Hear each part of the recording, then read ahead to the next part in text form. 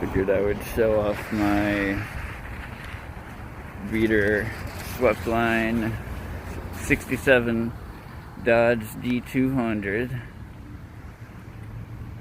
Convinced my wife that this was the way to go for a work truck, and by and large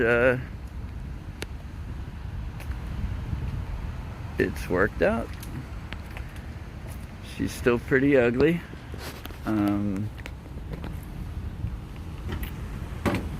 Original color is right here. The aquamarine, turquoise, whatever. You have to excuse all my junk here.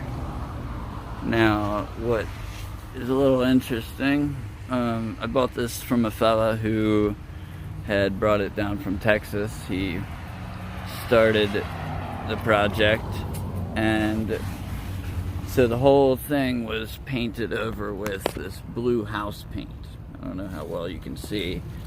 I've little by little gotten bored at night, and I'll come out and, you know, it's my new hobby, is picking paint, or seeing how many coats there are.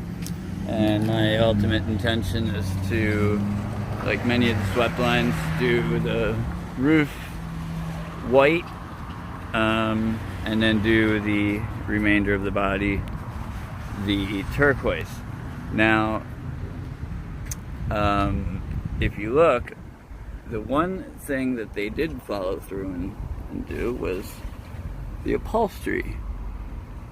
But alas, they did the seat and the headliner to match not the original color, or not even one of the other colors that at one point, I believe this is what they painted over with the house paint. It's kind of hard to see. It's like a drab green, and then there is so you see the drab green there, and then below that, at some point, someone decided to go metallic. That looks like a professional job because it was primer over the original turquoise. But at first I was pondering, you know, doing something to work with those seats, but then I decided that I'm not going to allow upholstery to dictate the color of the truck. I also looked into it more. It turned out this truck was belonged to a volunteer fire department in Texas, and if you look, the original color of the bed does not match this.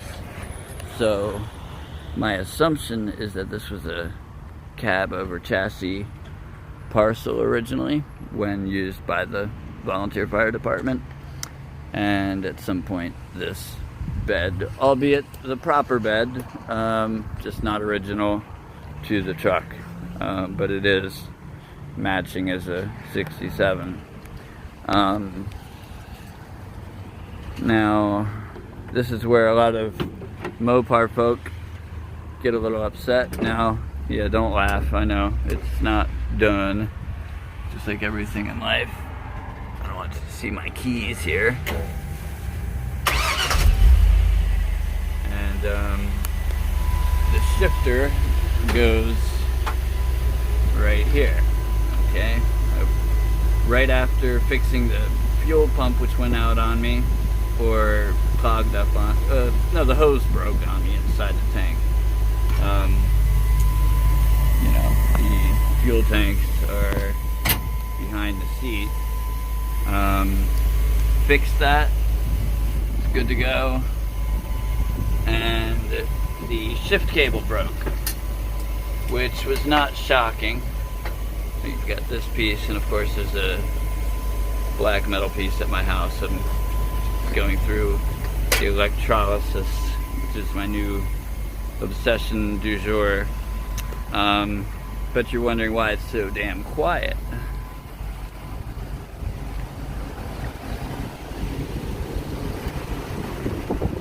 It is because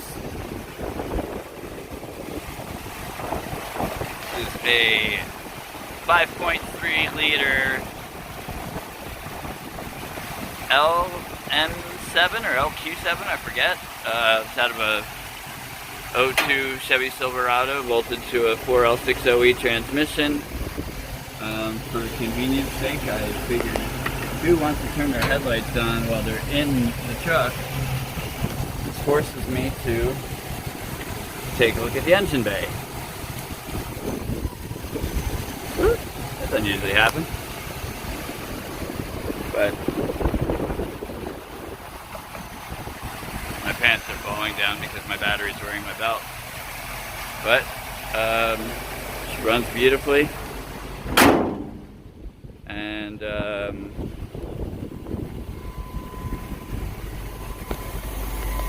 just bought a crybaby and a looper. So just like me, my guitar can do the same thing over and over and over again. So there's my 4L60E. My good friend George, he's my mechanic of what do you say? He's my mechanical advisor, I guess you'd say. Anytime I have a problem, he makes fun of me. Gives me the confidence I need to jump in. So at 4 in the morning when I'm underneath the truck doing this or that, I can curse him instead of the truck. Guess we could take a quick ride here. But first I gotta shift. So let's get into reverse.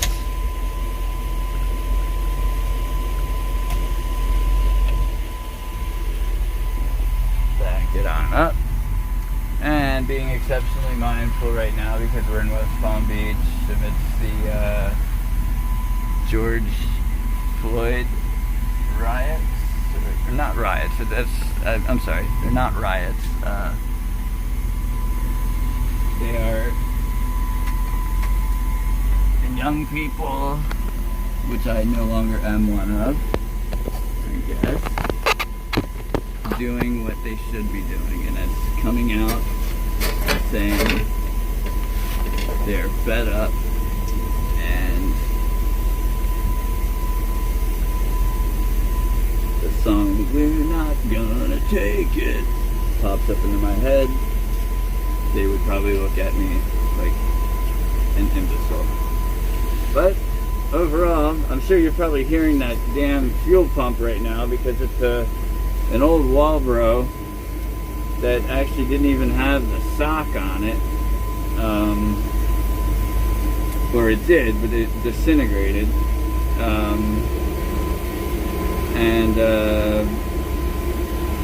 I couldn't figure out why, I was driving down the road and all of a sudden it just started sputtering out. Checked my spark, good. Checked my fuel pressure, not great, but it was there, and the truck would start, and it would stall out. Finally pulled it out, and the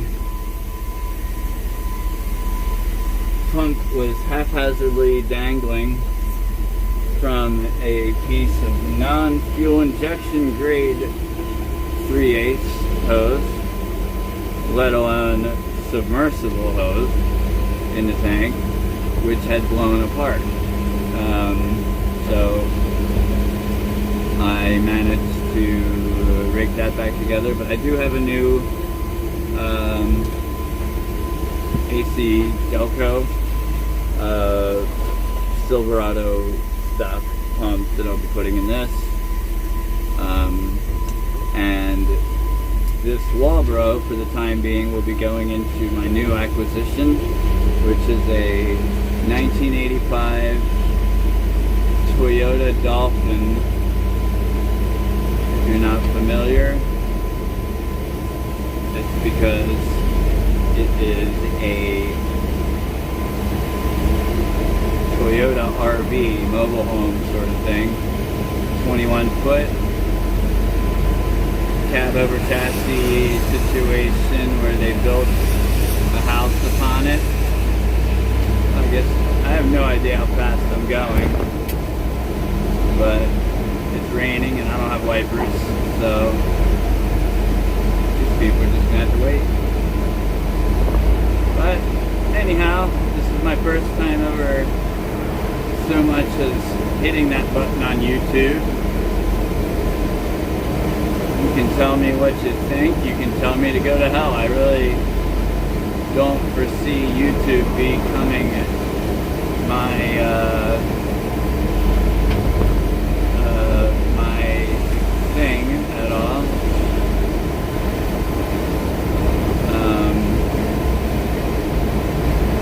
Primarily because I think I sound like a moron on recordings. My voice, I feel like I sound like this, I don't know, cross between Barry Manilow and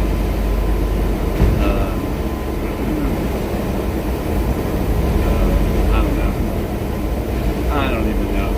But whatever the hell it is people do with these videos, thumbs up, thumbs down,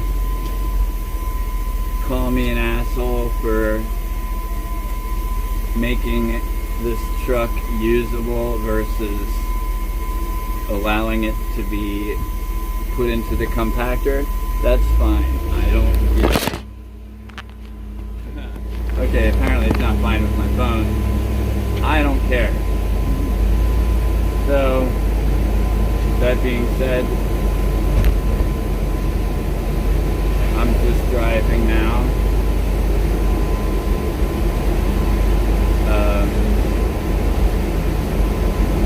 I think we might get some rain, huh?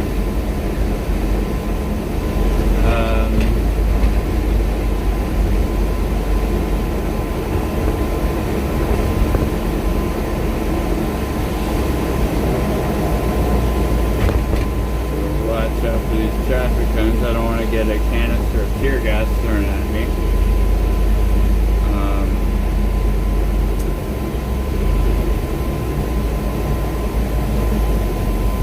This might be the part of the video where like the outro music would come on, but I don't have a car stereo, and I'm sure as hell not going to waste my time editing this video to put music on it. So I guess we could just call it a wrap and look around at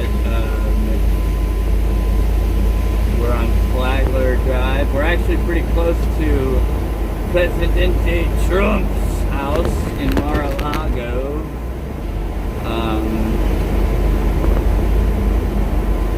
I think Melania and Barack are spending a long weekend there, actually.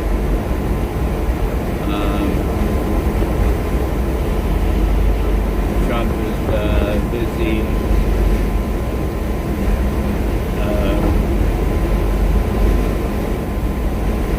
trying to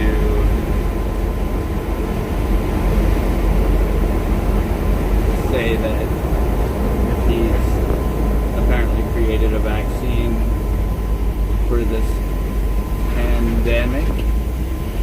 But I gotta say, you know, looking on the sunny side of life, the pandemic sucks. Yes, it does. It killed people. You know, people died, people got sick. People didn't get to see their loved ones when they passed away from it. That sucks. It sucks also that it affects people of lower income brackets on a greater level. That's unfortunate. But again, that is not something that I can control, so I like to look at the sunny side of life. And on the plus side, I think maybe, just maybe, but I said the same thing when they elected Trump, maybe when shit hits the fan, it'll humble us a little bit to understand that where life is too short for all this petty bullshit, to be worried about nothing but money, money, money, money, so you can get, you know, a new Mercedes or a new 67 Dodge D200 with a Silverado motor, whatever your case may be. No, politics aside though, you know, a little introspection is just what the doctor ordered, and I am deeply saddened to see that our welcome out of confinement, if you will, was met with tear gas and rubber bullets. But, you know,